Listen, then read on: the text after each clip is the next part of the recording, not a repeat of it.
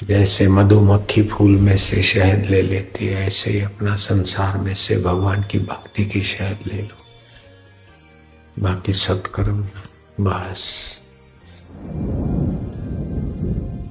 संसार तेरा घर नहीं, 2-4 दिन रहना आया, कर याद अपने राज्य की। कौन कब तक रहेगा? अभी तो दम है, दौड़ धूप कर रहे हो तो सबको अच्छे लगते हो।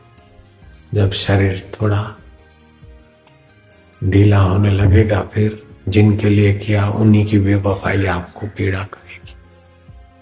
बिल्कुल पक्की बात है, ये लिख लो।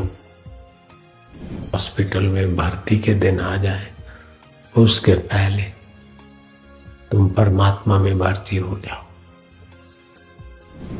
मैं लेक्चर नहीं दे रहा हूं, भाषण नहीं कर रहा हूं, कथा नहीं कर रहा हूं, सत्य के संग को छूकर बात बता रहा हूं। जो होनी है